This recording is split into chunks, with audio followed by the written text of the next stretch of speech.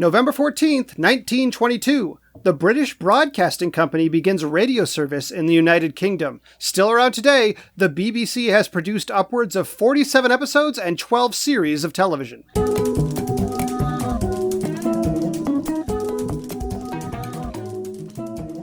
Welcome to The Revisionists. I'm Brian Flynn. I'm Zach Powers. And we have a very special guest for you this evening, if you're listening to this in the evening. It might be fair to call him a magnate of podcasts at this point. Certainly, it's long overdue because the same artwork we've had since we launched this 5 years ago was designed by our guest tonight. Indeed, the co-host of Predicticast and Hot Diggity Dog, along with the late lamented Butterfly Kisses. Josh Hollis, everyone. Well, thank you very much for that very warm welcome. That makes me feel like I'm more important than I am. And if you guys need any updated artwork or you want to revise it, make it look even better, let me know. Because I'm better now than I was 5 years ago. And Butterfly Kisses could be coming back sometime soon, so don't lament it too much. I would say, the artwork is great, but we are called the Revisionists, so maybe it would one day behoove us to revise our cover. But at the same time, I have guested on probably 6 to 8 podcasts you've done the cover art for, and hosted at least 2 or 3. So at this point, that was my thing for a while. Yeah, I just went around and was like, need art, I'll do it. And Josh very graciously, and it's all great. Yeah. Even as recently as Halloween, made a picture of myself and my girlfriend / past guest Shannon Camp and our cat Luna as various characters from The Shining in scenes from The Shining. Oh man, your costumes were so good. If people haven't seen those, they absolutely should. The costumes were great, and I was just like, oh, these are perfect. They could totally. I know that I could find a shot in the movie where these would fit, and yeah, that was fun. That inspired me to actually do something. Well, it was a time we all needed. It was Halloween a few days before election night. Any distraction will do. You know what I'm saying? Yes, exactly. Yeah, listeners, the last episode we recorded, just to give you a time frame, was on the same night that Rudy Giuliani was caught masturbating to Borat's fake daughter. So much has happened. 4 seasons total landscaping happened. The election happened. Yeah, the big celebrations happened. The attempted coup has sort of started happening. It's been a crazy couple of weeks since we last talked to you, our listeners. I mean, I'll tell you, if there's going to be a coup, I want it in the least competent hands possible. No. Of course, those hands stuffed down Rudy Giuliani's pants. Yeah. Anyway. You can't handle the fraudulent ballots and your dick at the same time. Oh, God damn it. Listeners, if you're new to the show, we don't just talk about Rudy Giuliani's genitals. What we do... No, it is a feature every week. Just up top, we say, what's new with Rudy Giuliani's dick, and then we move on. That's why I thought I was here, so I don't know. I feel like I've been lied to. I mean, Josh is one of the preeminent experts in the field. That's right. Podcast, cover art, and Rudy Giuliani's dick. Yeah. Yeah, you got that fellowship, right? What we actually do is each episode we take a topic from history. One person presents the official USDA approved version of events, and another person comes up with a crazy, batshit, no rules, just right, Outback Steakhouse version of events. Sure. And the winner goes on to become the truth in this little pocket of the multiverse. I think that's the first time you've used a fast food chain or sit-down restaurant. Let's not disparage Outback Steakhouse. Yeah, let's give them their due. For the slogan, but I think it's a real, Wait, are they Awesome Blossom or Bloomin' Onion? I think they're Awesome Blossom. No, they're Bloomin' Onion. They're Bloomin' Onion. Yeah. Okay. But I like that idea. I want to continue to use slogans from fast food restaurants to describe the alternate. The I'm loving it version, the have it your way version. The what's Wendy's slogan version. Where's the beef? Yeah, the where's the beef version. That one. Yeah. If you, we don't have results yet for our most recent episode, Which was H.H. with Holmes. H.H. Holmes, but results are in for Spring Heel Jack, and Gina Radcliffe's alternate history won out, in which Jack was a Hudsucker Proxy type figure.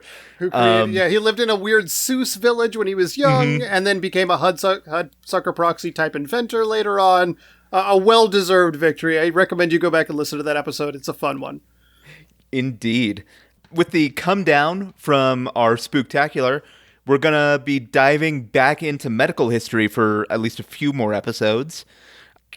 And we're returning, of course, to the medical history episode boilerplate warning of there's a lot of gore and upsetting stuff in these episodes. So we have there are certain kinds of episodes. There are certain episodes where it's just horrific shit that happened in history. When we talk about the rubber trade or something like that. This is one where there's no murder. Nobody gets murdered. But it's pretty gross. It might straight up be the grossest of the stories. I'll say that right now. But we are discussing the case of Phineas Gage. Zach, you're doing the actual history. Yeah, indeed. And Josh, you'll be doing the alternate. All right, I'm ready. All right. Zach, whenever you're ready, take it away. Well, Phineas Gage was born in 1823 in Grafton, New Hampshire. He was one of 5 kids, and extremely little is known about his childhood, his education, anything like that, except that he was able to read, which at the time was unusual to some degree. Quite a feat. Yeah. Prior to his accident, he was described by a physician and friend named John Harlow as a healthy, strong, and active young man of nervobilious temperament. And he possessed an iron will and an iron frame, which is this guy's he's like an early Stan Lee describing his comic book character. Muscular system unusually well developed. Having had scarcely a day's illness from his childhood to the date of his injury. So this is he was trying. I am curious if Harlow is trying to create a superhero and his plan just didn't work. But in case you were curious about the phrase nervobilious, at the time, the temperaments were slightly different than we use them now, or this was a trend in how you describe temperaments. It means excitable and active mental powers with a combination of energy and strength of mind and body, making possible great endurance, mentally and physically. So it just sounds like he's a fucking great guy. And this was, I think that was the result of specifically someone doing phrenology. Yeah. A phrenological analysis on Gage. Yeah, I think these terms were popular for a short time in the 1800s and fell out of fashion at some point. But it's probable that Gage worked with explosive and construction fairly early in his life. He became a blasting foreman by the age of 25 in railway constructions. And his team considered him smart, effective, energetic, shrewd, basically all good things, good foreman, excellent at his job. He even commissioned his own tamping rod for setting explosives. We'll probably talk about tamping rods a little more later. Oh, we'll get into some tamping rods. Don't you worry, listeners. Yeah. If we'll sell you the whole seat. We have a lot of overlap with our tamping rods, and you guys are not going to be disappointed in this episode. We've heard your criticism loud and clear, not enough tamping rods. We've been edging you for 122 episodes, but here it is. Yeah. The payoff. Regardless, on September 13th, 1848, while he was blasting rock in Vermont in preparation for a railroad. By the way blasting rock was done at the time was you would blast a hole in a rock, pack explosives into the hole, and then tamp them down and cover it with sand to centralize the explosion in the rock to weaken it from the inside. So Gage, at a certain point around 4:30 p.m., is his attention is caught by some folks working behind him. He turns around at just not a great time. And it was almost 5 o'clock and he was just waiting. Yeah, he was like, it's almost 5 o'clock here. 5 o'clock somewhere. Fucking forget about it. Wait, shit, I didn't think that through. And then... Yeah. So he turns just as the charge goes off, according to accounts. Possibly the charge was improperly packed with sand because the tamping iron, which was 1.25 inches in diameter and 3.5 feet long, shot out of the blasting hole, through his upper jaw just under the cheek, went behind his left eye, through the left lobe of his brain, and out the top of his head, and landed 80 feet away, covered with blood and brain. Yeah. Yeah. So he convulsed briefly, but was apparently speaking again within minutes of the accident and didn't need much assistance walking. Within 30 minutes, he was at the a hotel, the hotel of his physician, Edward H. Williams, and he was found sitting on a chair outside of the hotel, where he told Williams, "Here is enough business for you." It's a weird, sort of vaguely hostile way to greet a doctor. Yeah. He stopped at the hotel bar for a drink first. Yeah. It was like that part in The Dark Knight where Two-Face has a drink and it leaks out the side of his face, but he's mostly fine. You should be dead, my friend, but I guess you're drinking. So the physician did not initially believe his story. In fact, over the next few years, most people didn't initially believe his story, but eventually it was found out to be true. Sorry, who was Two-Face in that movie? It wasn't Alan Tudyk, but it was the other dude. Aaron Eckhart. Thank you. Yes. Sorry. That was driving me a little... Okay, sorry. Regardless... Aaron Eckhart is also playing Phineas Gage, I think, in the movie that's coming out. So good. I'm glad he's getting work. I haven't seen him in a while. So he didn't believe the story initially, but... at one point during his examination, while Gage told the story, and he told it freely, he seemed to be perfectly able to communicate. At one point, Gage gets up, he vomits, and, quote, half a teacup full of the brain was pressed out of the top of his head as he vomited and fell on the floor. So... We told you my favorite part is the measurement of half a teacup full. Yeah. Just an estimate. They're going to eyeball it. And it also it sounds pleasant a little bit. Yeah, it's like Hannibal in his later years. That's how he measures. Yeah, it's if we ever get season 4. Mm-hmm.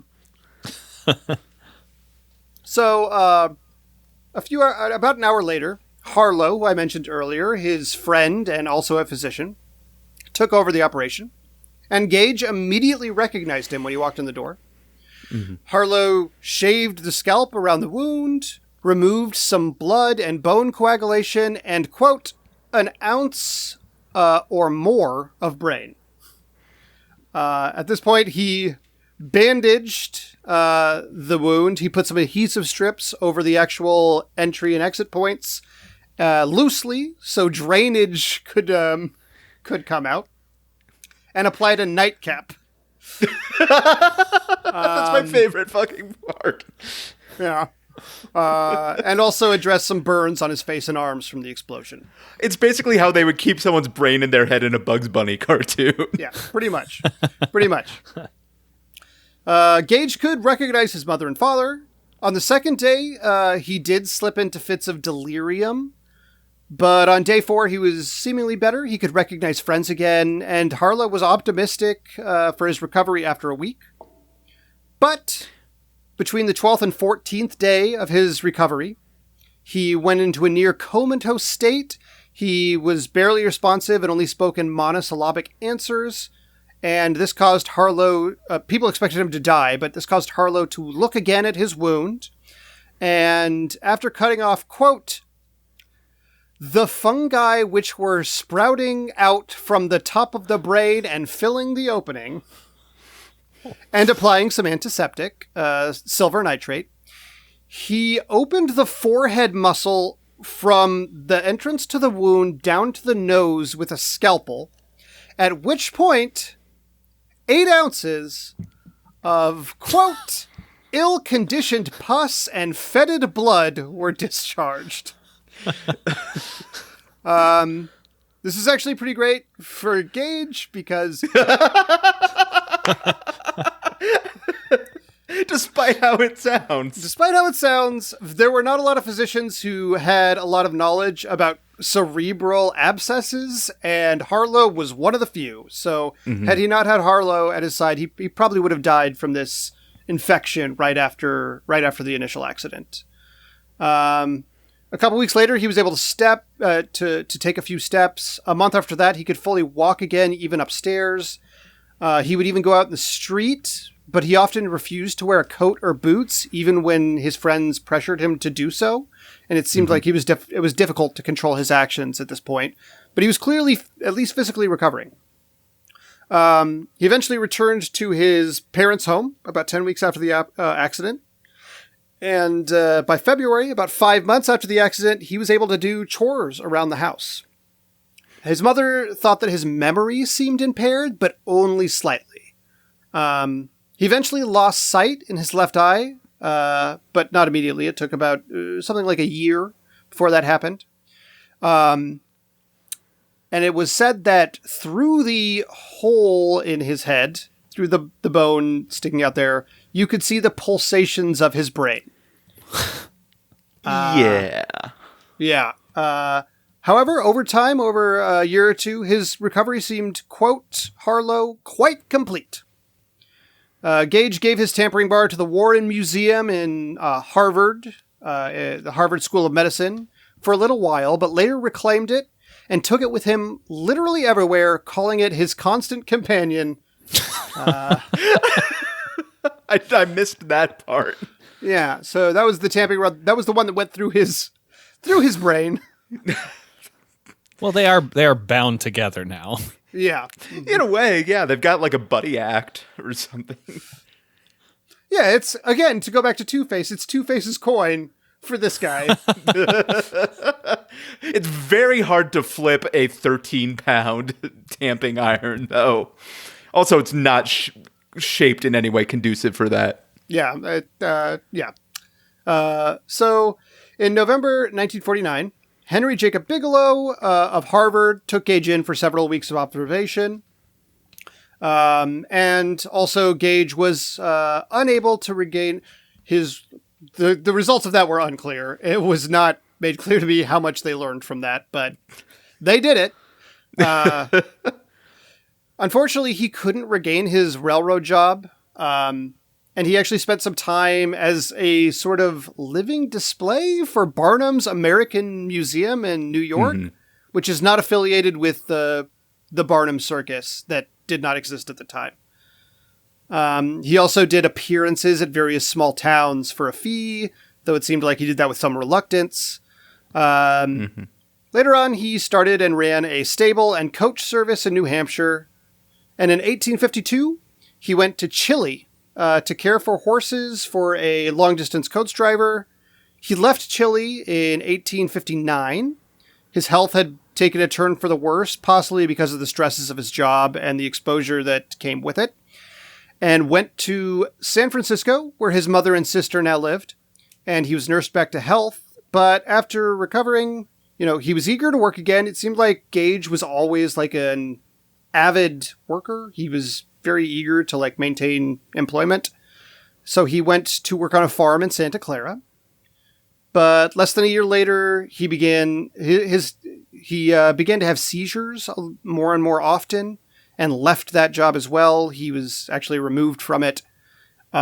He continued to try and pick up odd work for a while, but he just was having trouble at this point doing any real job. So on May 20th, 1860, 2 weeks after leaving Santa Clara and coming back to San Francisco where his mother lived, or 2 days, I should say, Sorry, Santa Clara is not the town from Lost Boys, is it? Santa Barbara, I believe, is the town from Lost Boys, if memory serves. Sorry, I was taking notes on this also, and I wrote down an extensive thing about Lost Boys, and then realized that doesn't sound right. I think Josh might know. I don't think it's a real town. It's Santa Carla. Oh, okay. Okay. Yeah. Sorry for the dumbest interruption. Close. Yeah. So 2 days after getting back to San Francisco, he had a very severe convulsion. A physician treated and bled him, but the convulsions continued into the rest of that day and into the night. He died early the next morning and was buried the same day, which is some efficiency. Like, they just fucking had it ready to go. They were like, I guess maybe they dug a coffin after the grave after the accident. We're like, yeah. Well, one of the things I found was that like first night, I think, or it may have been after like that 2-week period when he sort of became semi-comatose. Mm-hmm. Like his family and friends apparently had his coffin like in the house with him because they were like ready to go. Yeah, this family is like very serious about burying their kin. And as we'll see later, pretty cool with unburying them. Oh, his constant companion, the tamping rod, and also his coffin. Yeah. Just like, guys, could you like put that in the other room at least? Very. Yeah, I could see why you thought it was Santa Carla, because some vampire ass shit. And of course, Santa Carl, which is the town from Family Matters. Sorry, dumb. So dumb. Regardless, I shot a kid. May 21st, 1860, he died 12 years after his accident and just a few weeks shy of age 37. Mm-hmm. But to some degree, his story continued. In 1866, Harlow found out about his death. He'd kind of lost track of him for a long time, and requested that his skull be exhumed for study. The family was like, yeah, that's cool. And just don't fuck with the coffin. We really liked that coffin. They personally delivered the skull and tamping rod to Harlow. And after some study, it went back to the Warren Anatomical Museum in the Harvard School of Medicine, where it resides to this day. Mm-hmm. As for his body, in 1940, his headless remains were moved out of San Francisco to a cemetery in Colma, California, because there was a mandated relocation of all cemeteries outside of the San Francisco city limits. So, there you go. I feel like that's come up before, and I can't remember on which one. Yeah, well. Maybe Emperor Norton. Got to make room for tech bros to have their 2-bedroom apartment. Is there any information about the skull and the tamping rod on display? Did they put the tamping rod back into the skull and display them together, connected, or are they separate? They do display them separately out of dignity, although there is like, they did inscribe a thing, like a date that it was donated on the tamping rod, I think. Mm-hmm. And they also wrote the words, "This rod went through Phineas Gage's skull," or something like that. Oh, I thought he did that when he was like touring, when he was doing like I think stuff the with first time it went to the museum, they wrote that. Oh, okay. And then he got it back after. That makes sense. There was also the thing I read that the two things that interested me about the time he spent in Chile. One, that Harlow tracked him down in Chile, and because it was a thing where he kept falling in and out of contact with him, like you said, and like heard he was down there and went down to like see how he was doing. Because famously, if you've heard of Gage, you've probably heard that his personality and mentality shifted dramatically after the accident, and the full details of this seem a bit uneven sometimes. There's not a lot of contemporary accounts of what he was like before or even after his accident. Harlow is the primary figure from which we draw this information. But again, Harlow, before his accident, said he was responsible, efficient, capable, and, quote, a great favorite. Like, Harlow fucking loved this dude before the accident. However, after the accident, immediately, I should say, after the accident, Harlow's description of him was the equilibrium or balance, so to speak, between his intellectual faculties and animal propensities seemed to have been destroyed. He is fitful, irreverent, indulging at times in the grossest profanity, which was not previously his custom, manifesting little deference for his fellows, impatient of restraint, at times at times capricious and vacillating, devising many plans of future operations which are no sooner arranged than abandoned. A child in his intellectual capacity and manifestations, he has the animal passions of a strong man. His mind was radically changed, so decidedly, his friends and acquaintances said he was, quote, no longer Gage. That was his account of what he was like after the accident. Harlow did not publish that account until years after Gage's death, it's worth noting. And it's possible because he didn't want to speak ill of him while he was alive. His earlier reports were vague. He talked about changes, but only in the most distant sense, and said he would relate more about them later. But he allegedly privately said that Gage did change after the accident. Ever since you got that rod through your head, you've really changed. Yeah. It's the Mr. You Show used to sketch. be about the music. Now you're just about having a fucking rod through your head. Yeah, he's Benny from fucking Rent. But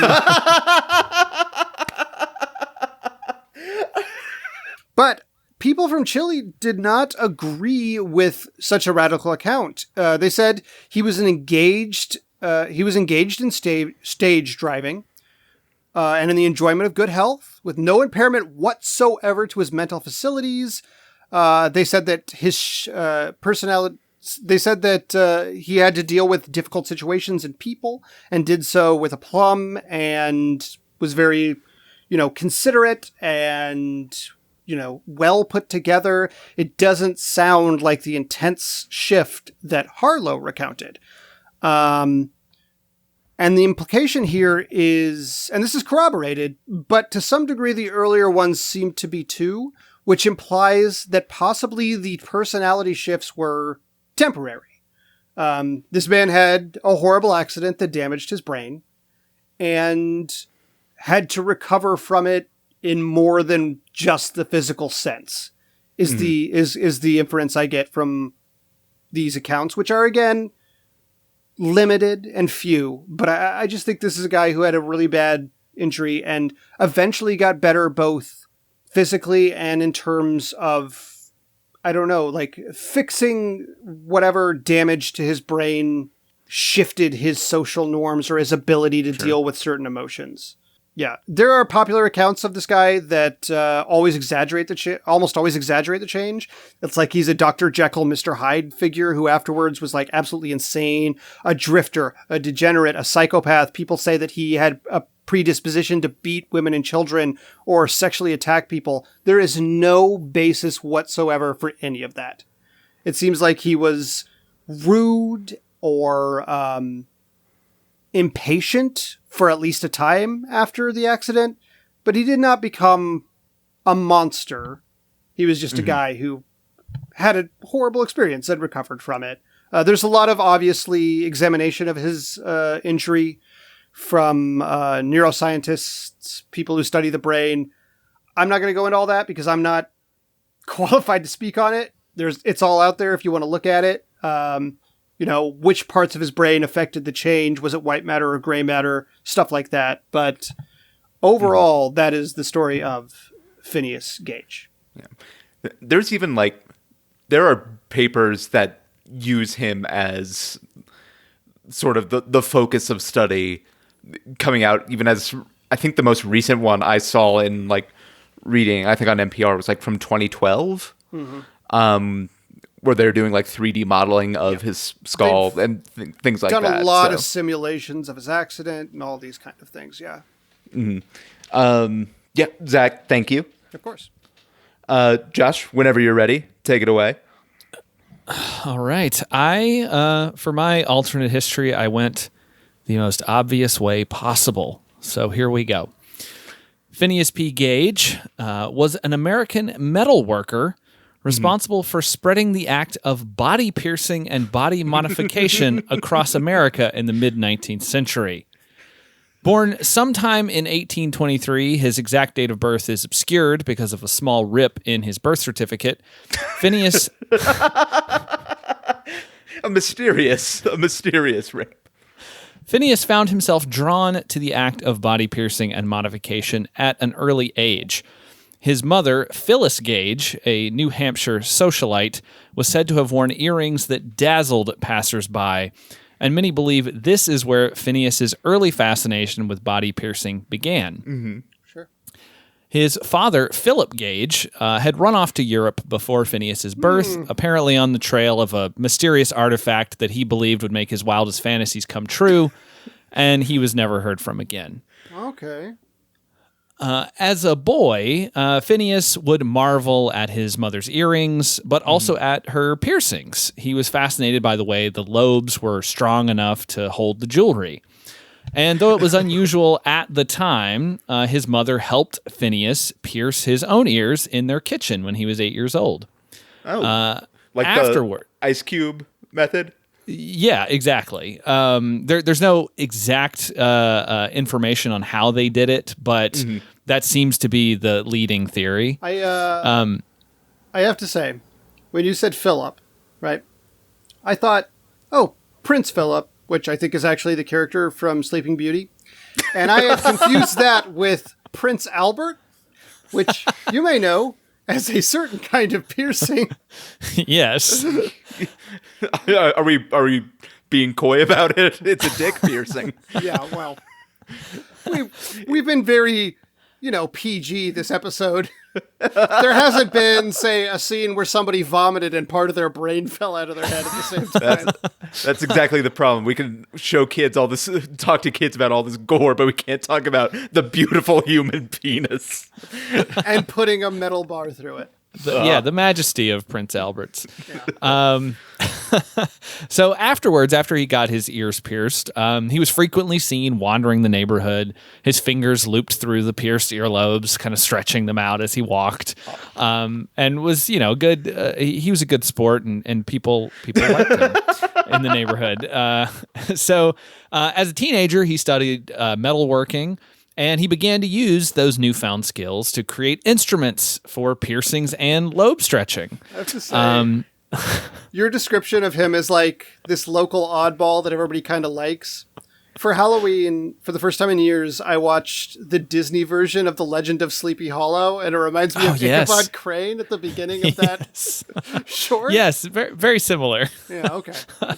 And he soon became known as the neighborhood piercer, with some reports estimating that he had pierced more than half the ears and more than a few nostrils in his county.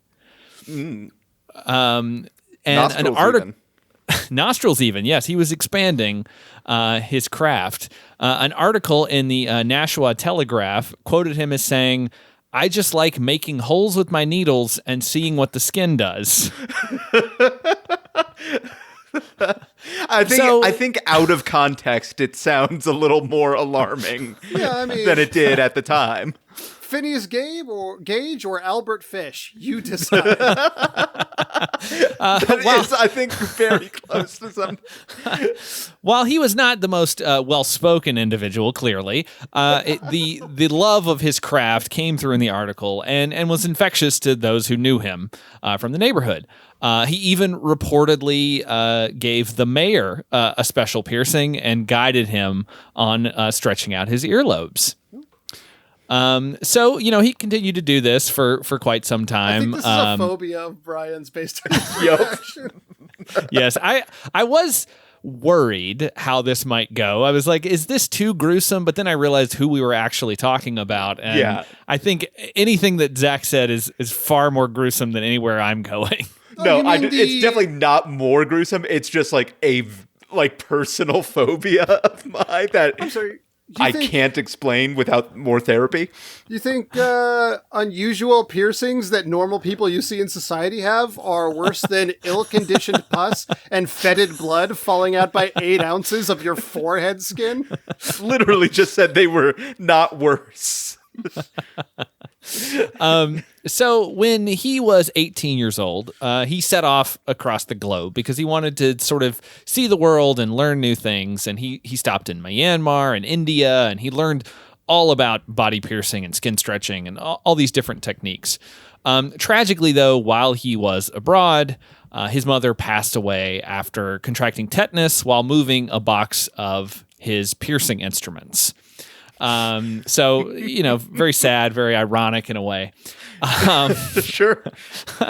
After he returned to America and mourned her passing, he decided to kind of set off across the country like a needle-based Johnny Appleseed, piercing and stretching skin wherever he went. I think we all have a cousin who was like that in the 90s. Throwing needles onto sidewalks and playgrounds as he went. And he gained some new fans along the way, obviously. During his travels, he was also adding to his repertoire, including more nostril piercings, lip piercings, and nipple piercings. There is a rumor, it's unsubstantiated, but that he even pierced cowboy heroes Wyatt Earp and Wild Bill Hickok before their heyday, though not anywhere that it would be easily visible. Again, a rumor, not substantiated, but it was out there. I'm picturing belly button, but that's just me. And while he still kind of enjoyed the craft of what he was doing, Phineas was growing sort of bored with the same types of piercings and the smaller holes that people were asking for. And he wanted more of a challenge. So many choice phrasings that I love so much. So using his metalworking skills, which had only grown over time. Judge, but a few of these things I'm going to cut and take out of context and make a clip of you saying, I don't know what yet, but it's going to be interesting. I give you my blessing to do that. So using his metalworking skills, he set about crafting larger and larger piercing needles, which he would occasionally test on himself, stretching parts of his body sometime to the limit. And as his celebrity status had increased, so too had the many willing participants who were eager to test out Phineas Gage's patented stretching spears. So it was during one of these sessions where he ended up meeting the love of his life, basically. Her name was Percy Miller, and she had never been pierced before.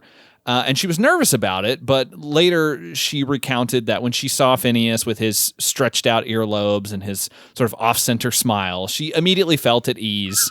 And the piercing went smoothly, and they were soon inseparable. So he's metaphorically or literally. Metaphorically in this case, but I could see how you might take it that way.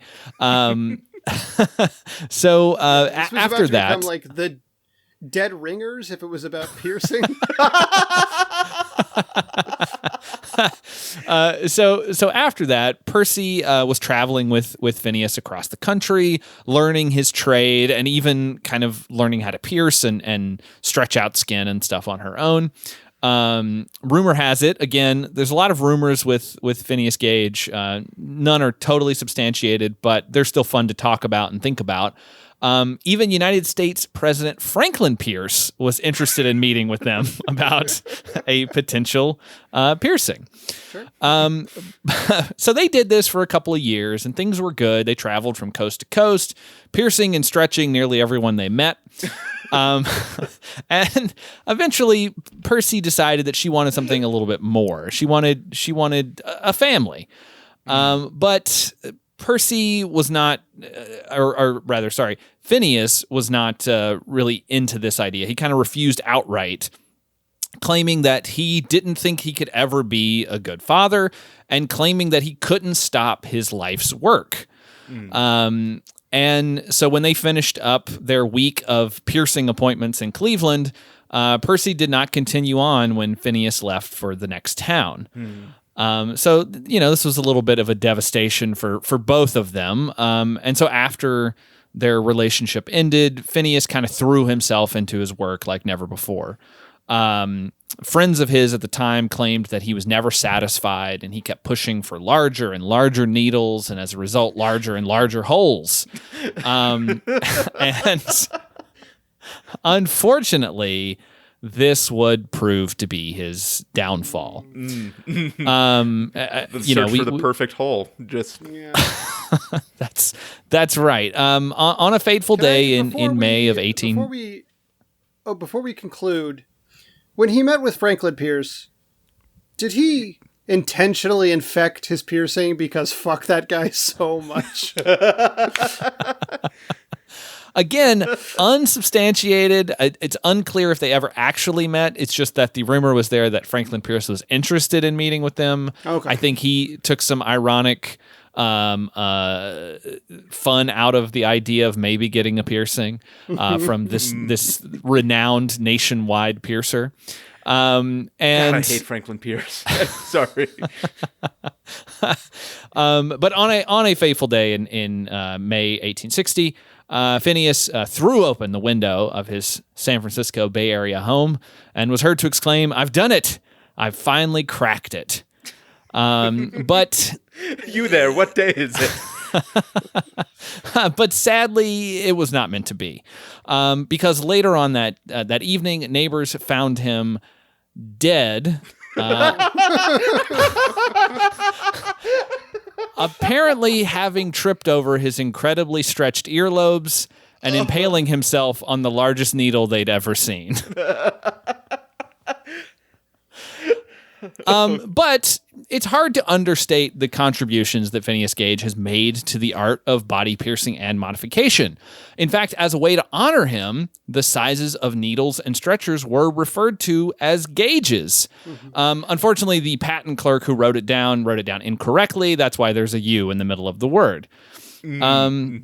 And his impact is continued to be felt to this day because every year, those who follow the body piercing lifestyle attend Funniest Festival, which is a festival all about Phineas Gage, where attendees get to show off their piercings and their stretchings, and they get piercings and they attend lectures, and they celebrate the art and life of Phineas Gage, a man who pierced a needle into the heart of the country and created a brand new way of life for millions. And you know what? Asterisk in a good way. I have to say, it's kind of poetic that the beginning of his life with his birthday and the end of his life with Gage being misspelled were bookended by clerical errors. I also enjoy the idea that maybe the Funniest Festival was sponsored by Funyuns.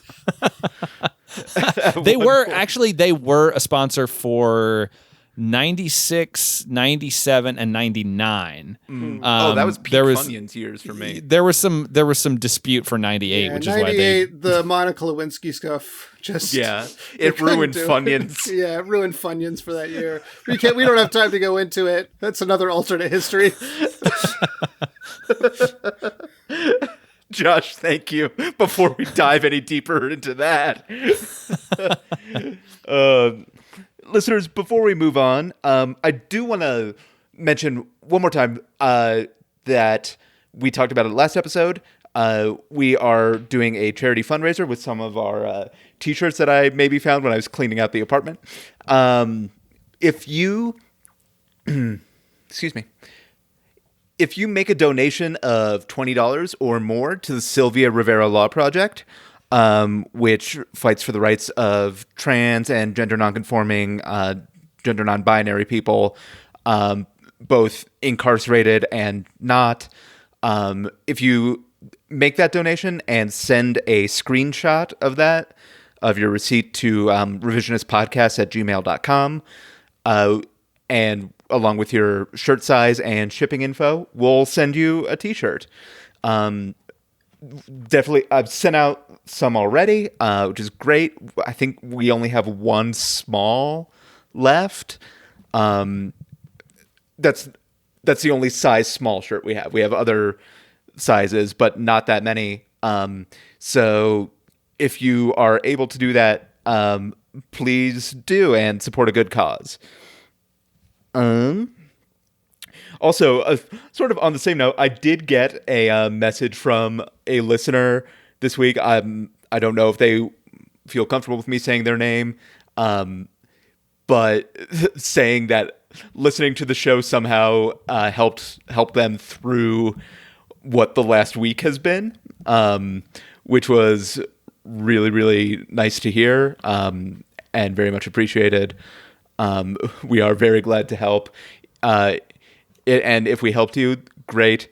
If we somehow made this week worse for you, keep it to yourself. You probably should have stopped listening. If we were causing you additional anxiety, like, this is not the thing to worry about, man. You can give up. You can jump ship at any time. If you're feeling bad listening to this, just be like, I'm good. If you don't want to hear about vomit and brain splatter, honestly, if you made it this far, like, come on. Well, this is the episode that brought them back. Yeah. Yeah, we got some freaks. Anyway, as always, you can leave us a comment or ask us a question at revisionistpodcast.com, and follow us on Instagram and Twitter. Facebook too, probably. I deactivated mine a while ago, so I don't keep track. And review the show on your podcast app of choice. Written reviews are especially helpful. Especially on iTunes, because that matters in terms of how we're found in search results and where we show up on charts and things like that. Mm-hmm. But again, before we move on, Josh, you co-host Predicticast, and along with others, but do you want to tell the folks a little bit about that? Yes, absolutely. So Predictocast is basically a show where we find movies that we know nothing about. We watch the first 10 minutes, and then we try to predict what happens in the rest of the movie. You can get a good sense of a film by the first 10 minutes and sort of have an idea of where it might go. And it's always fun when we get those that are very surprising to us. As a result, we've covered a wide variety of films that maybe you've never heard of, because we certainly hadn't. So I encourage you to check us out in your podcast listening app of choice, predictocast.com. We have like 4 years of just crazy episodes, and we have fun. There's even an episode years old at this point where myself and my girlfriend / former guest of this show, Shannon Camp, guest hosted. Yes, that's right. Predicticast episode, and we watched a terrible movie about like Au Pair 2 or something like that. Something like that. Yeah. I was gonna say, I feel like I can count on one hand the number of movies that I've heard of that you've done out of all of them. Yeah, it gets a little wild, but we have a good time. And also Hot Diggity Dog. Oh yeah, Hot Diggity Dog. It's still, we're still getting it off the ground on its own feed, but basically it's a show where we watch a random dog movie from Amazon Prime, usually, because there is a whole ton of those for some reason.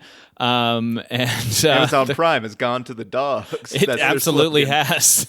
But yeah, we have a lot of fun over there. And also, I'll recommend another thing like that's related to Predicticast. If you like bad dog movies and you like Predicticast, that Cool Dog episode. Cool Dog is a movie that I love to get high and watch. I have since college. Cool Dog's a great dog movie. Like it fits all the things that you want in a dog movie into that movie. And it's so bizarre and it's wonderful. If you ever wanted a movie where a dog steals a car, that's your and drives it successfully through New York. Successfully, yeah. There's very weird makeup choices in that movie, I remember. That's fucking Cool Dog, shout out. And it's also in that canon of film that has a song that was written for the movie. Yes, that yes. repeats the title of the movie a lot. You know, I've found that seems to be a thing for dog movies. Like, for whatever reason, we've done quite a few that have their own songs sung by people you would know. There's one, I think, Karate Dog has Randy Travis singing the theme song, and then First Dog, where Eric Roberts plays the president and his dog goes on a cross-country adventure. Dolly Parton contributes like 3 original songs. Hey, and that's What? another great choice for this week, because once again we're gonna have a first dog, and everybody's very Yes! excited about it. So Yes. Oh, man. Wait, what year did First Dog come out? I think it's like 2006 or 7, maybe. It's not that old. Actually, it might be 2010. I'm surprised 2010 Eric Roberts could get Dolly Parton. But anyway, that's also just me. That actually, we did just post that episode in our Hot Diggity Dog feed. So if you're interested in checking that out, because we were excited that there's going to be a first dog again. So we're like, hey, we got to put this out. So yeah, go listen to that. Wait, like, you hear the title First Dog, though, and it's like 50% chance it's the plot you described, 50% chance the president gets turned into a dog through magic and has to learn a lesson. I mean, it could also be that. It should be that, probably. Well, it's just like there's also that genre of movies that's the president's daughter is involved in, like, some sort of Yes. escapade. Anyway, cool. Zach, did you have anything you want to mention? as per usual, if you like the novel concept of a trio of straight white dudes talking about movies on a podcast, you can always listen to The Movie Trap with myself and Russell Carlson and Chris Borev. Brian's been on an episode. It's a continuation of a podcast we started literally 10 years ago and revived because it's the pandemic and we ain't got fuck all else to do. But yeah, it's a fun sort of gamified version of a movie review podcast, and you can check it out wherever there be podcasts or a video version on YouTube. Sorry, you said it like a pirate.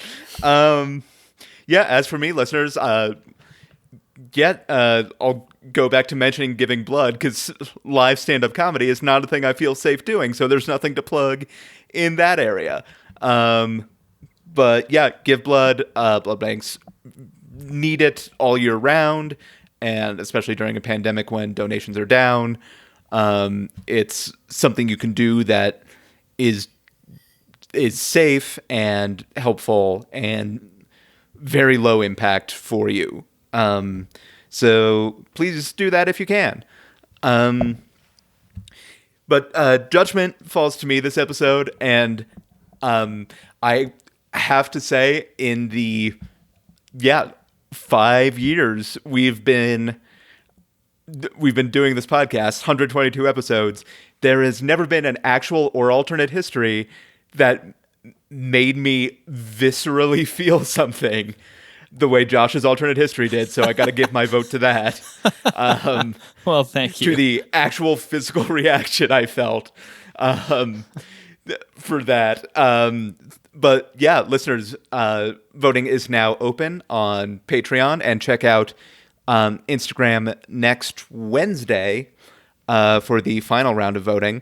But if yeah, you just follow us, it'll come up in our stories, and you can click the little story button, and it's easy enough. But yeah, that should do it for this episode. Josh, thank you so much for joining us. Thank you very much for having me. It was great.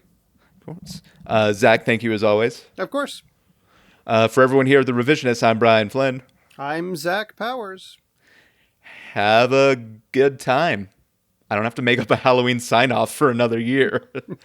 It's great.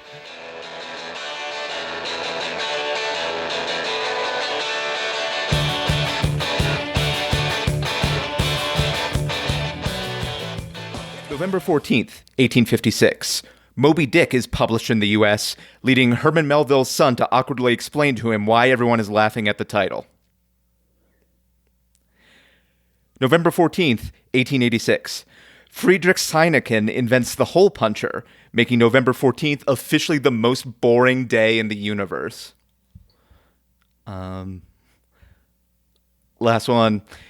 November 14th, 1886. Friedrich Sinekin invents the hole puncher, so you know that dude fucks. All right. I've got a few we can also try. Again, I agree with you. There was so little going on in this day in history. Usually there's like some really exciting shit. Not this time. I even looked through like the births and deaths. I did too, and it was like, wow, just nothing. November 14th, 1960. Ruby Bridges becomes the first black child to attend an all-white elementary school in Louisiana. The white students, out of respect, don't co-opt her style, art, or slang until third period. November 14th, 1969. NASA launches Apollo 12, the second crewed mission to the surface of the moon. Siskel and Ebert pan it as derivative of Apollo 11.